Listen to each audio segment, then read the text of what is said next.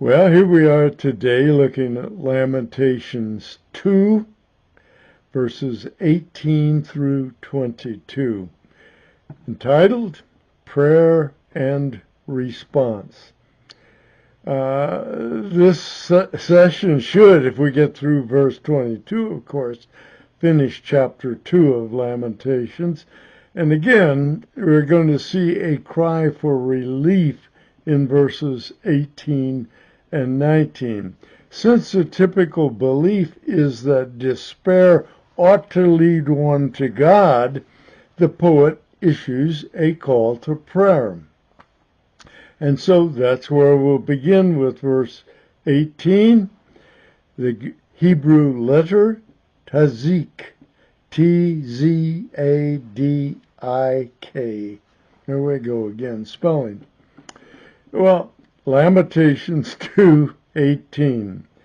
And by the way, I suspect you noticed that I don't have my white cap on. No, notice I didn't wear my Boston cap either, Matthew.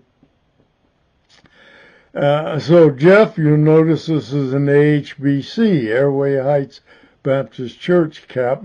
My white cap is undergoing some renovation that my wife tells me it needs, so I may be wearing other caps for some period of time. We'll see. Or I may have to go out and find a new one. Anyhow, Lamentations 2:18. Their heart cried out to the Lord, O wall of the daughter of Zion, let your tears run down like a river day and night. Give yourself no relief.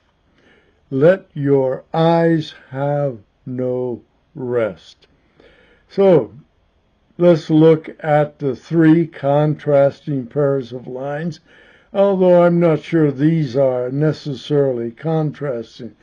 Remember, two lines in a pair could be parallel, they could be contrasting, or they could be explanatory. So let me give you my version of how I would describe these 6 lines, very briefly, as if they were 6 other lines. Line 1, from the heart. Line 2, the explanation, people cry out to Yahweh in prayer. Line 3, Jerusalem. Line 4, explanation again, let tears constantly flow like rivers down your cheeks and whatever. Give yourself, line 5, give yourself no relief. Give your eyes no rest. Or we could possibly say, you will have no relief, your eyes will have no rest. Not sure how you really want to take that particular pair. So, what's the advice here? Raise a ceaseless lament. You don't have to understand it all. Confusion regarding all of it, what's going on around you, is okay. Cajole God, that's sort of smart aleck news. Cajole God, plead with him, agonize before him. We're looking at Kof, Q-O-F, verse 19. This is another, the exception proves the rule verse, since it has 4 pairs of lines similar to verse 1, chapter 1, verse 7. So we're going to have 8 lines instead of 6. So let's go take a look at Lamentations 2:19, as soon as I can get settled. Arise, cry aloud in the night, at the beginning of the night watches. Remember, there are 3 watches during the night. Pour out your heart like water before the presence of the Lord. Lift up your hands to him for the life of your little ones. That would be a major concern, of course.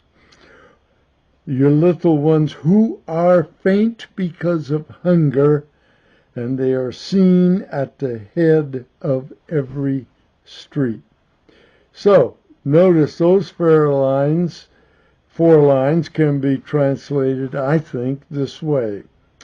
Get up, cry out as the night begins. And crying out, of course, is in prayer. Line 3, pour out your heart in prayer. Just continuing the thought from 1 and 2. In Yahweh's presence. And of course, Yahweh is omnipresent. Line 5, pray with uplifted hands. Pray, line 6, for the lives of your children.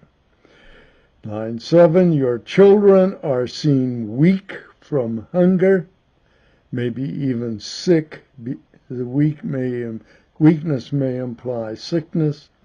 Your children are sick from hunger, and they are seen in every street, or you see that in every street. Now, in verses 20 to 22, we're going to begin a query to see how people respond to the call to prayer. So the poet issued the call. Let's see how they responded. Verse 20, Resh. Verse 20, look at how the response looks. Cajole is a good description, as the utmost set of woes is recounted. So you're trying to get God, do anything you can to get God to pay attention to your situation. Lamentations 2:20.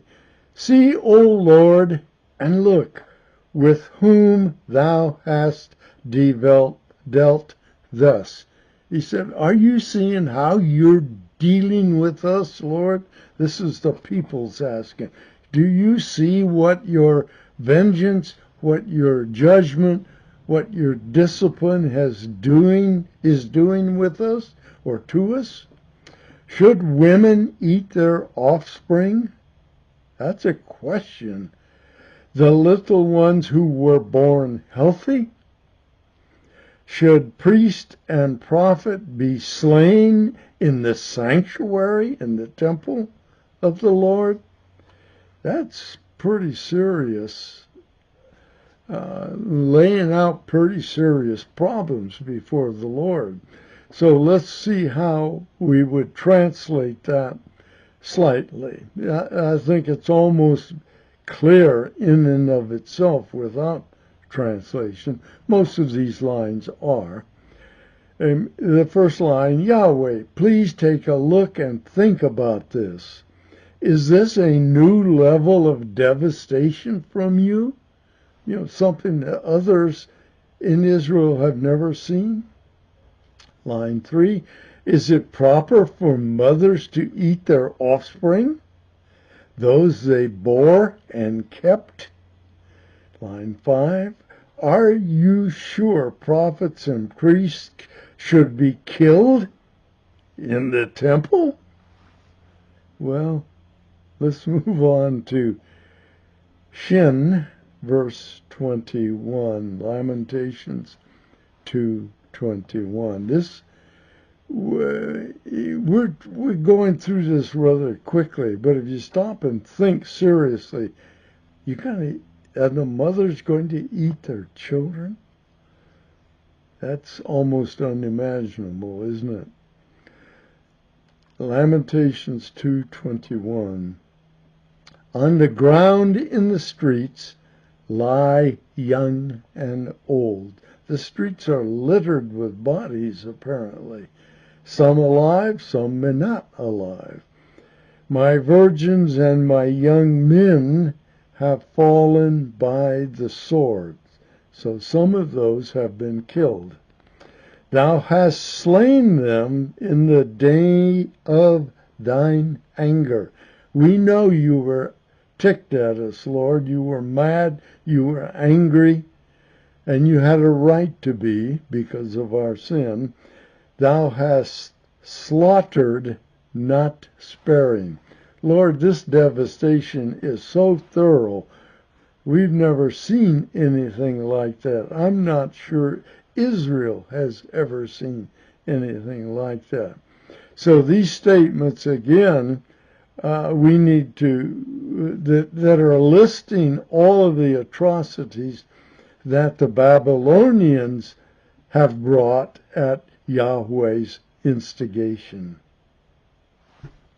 So no doubt Yahweh is behind this, although the Babylonians are causing it from a human standpoint. So let's translate them as we have been accustomed. Line 1, young and old are dead, together in the street. Our young men and women were killed by the Babylonians. Line 5, you have killed them in your wrath, slaughtered without pity. God, you have killed them because you were angry. Your judgment came. The slaughter had no pity or mercy. Cannibalism? Ugh. But it apparently had happened, and this isn't the first time, apparently. I'm looking at 2 Kings chapter 6, verse 26 and 7 and 8 and 9, at least. And as the king of Israel was passing by on the wall, so he was on the top of a wall. They have a broad top that they can walk on. A woman cried out to him, saying, help my lord, O king. And the king said, if the Lord does not help you, from where shall I help you? If the Lord isn't helping you, how do you think I can help you? From the threshing floor or from the winepress? And the king said to her, what is the matter with you? And she answered, this woman said to me, give your son that we may eat him today, and we will eat my son tomorrow. That's almost unimaginable. So, she says, we boiled my son and ate him, and I said to her on the next day, give your son that we may eat him. But she has hidden her son, meaning she's not going to give him up for us to eat. What will we eat? Or we could go to Jeremiah 19, verses 8 and 9, and this is where Yahweh is speaking. I shall also make this city a desolation. And this was Jeremiah's prophecy before all of this devastation happened. And an object of hissing. Everyone who passes by it will be astonished and hiss because of all of its disasters. Jeremiah said this was coming. And now in verse 9, and I shall make them eat the flesh of their sons and the flesh of their daughters. This is God speaking. I shall make them eat the flesh of their sons and the flesh of their daughters. Have you ever considered that God is righteous and can do this? You need to think about what the attributes of God mean in things that you would consider extreme, things I consider extreme. Does God have the right to do that without being less than God? The answer, of course, is yes, he does. And he continues, and they will eat one another's flesh. In the siege and in the distress, remember the siege was a 2-year sort of thing in which you couldn't work outside the city for food, with which their enemies and those who seek their life will distress them. So Jeremiah had said when the Babylonians come, these things are going to happen. God is saying, I know you're going to have to eat the flesh of your own bones and blood. Flesh and blood, I guess. So you're going to eat the flesh of your children. You eat one another's fleshes. The siege is going to bring distress. The enemy will intentionally distress you so that this happens. And it is all at God's beckoning and call. Tav, verse 22, Lamentations 2:22. Thou didst call as in the days of an appointed feast, my terrors on every side. Just thinking things just, when there are these pilgrim feasts, people from all over come together and jam in together. Well, that's the picture, only what's jamming in here are terrors. There was no one who escaped or survived in the days of the anger. Those whom I bore and reared, my enemy annihilated them. So this is a further statement of the vengeance and the terror and the distress being brought on by the discipline that Judah and Jerusalem are going through. How would we would say it maybe in other words? You order us to a pilgrim festival, and then you summon terrors against me on all sides. In your day of wrath, terrors surround me. None escaped, none survived. Those I rear and cared for, Babylon destroyed. So that is truly a lament. The response was less than dazzling. Remember, however, all of this destruction arose because of Judah's sin. Jeremiah 3:22 through 25. Return, O faithless sons, is God beckoning to Judah. Return, O faithless sons, I will heal your faithlessness. I'll deal with it. And here's the response. Behold, we come to thee. Behold, we come to thee, for thou art the Lord our God. Surely the hills are a deception, a tumult on the mountains. Surely in the Lord our God is the salvation of Israel. All true, right? But the shameful thing has consumed the labor of our fathers since our youth, their flocks and their herds, their sons and their daughters. Let us lie down in our shame, and let our humiliation cover us. God is saying, and Jeremiah is saying, when Babylon comes in, this is how you're going to respond. You're going to feel.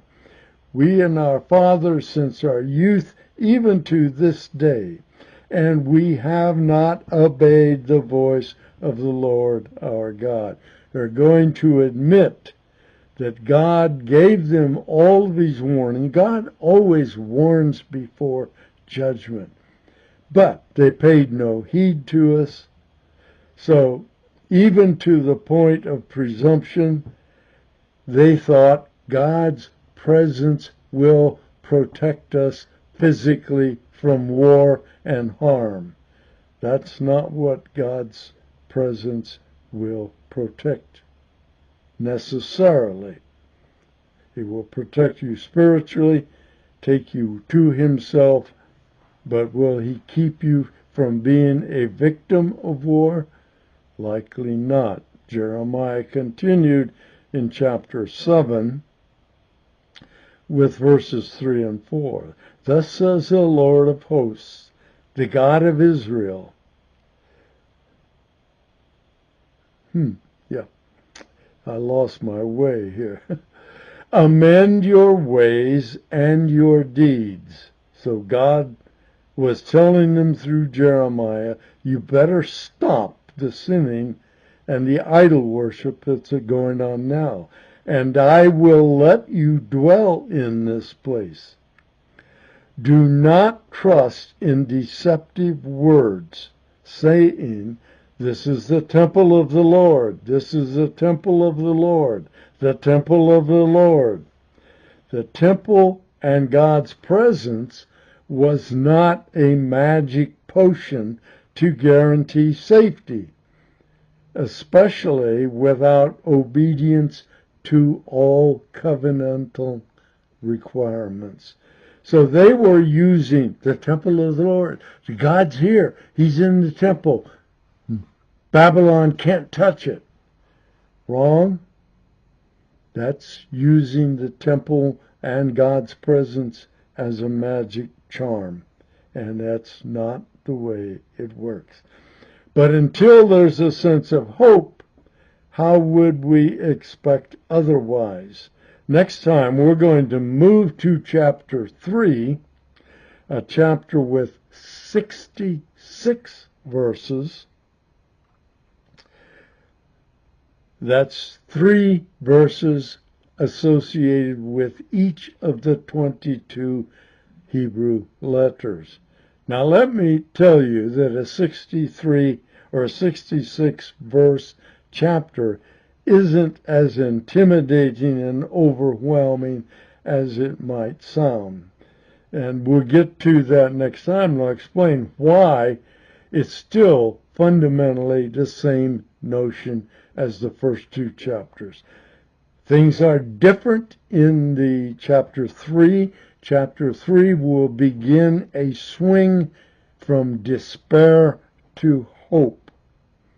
And that's going to work all the way out through the end of Lamentations. Lamentations ends on a very powerful, hopeful point. So in the meantime, keep in mind, Yahweh still loved Judah. He was still faithful, and he was still working out his plan, which will end with restoration and hope in Judah. Doesn't look like it now during the discipline, but it will be that God loved Judah. He's still faithful. He's still working out his plan. Judah will be restored, and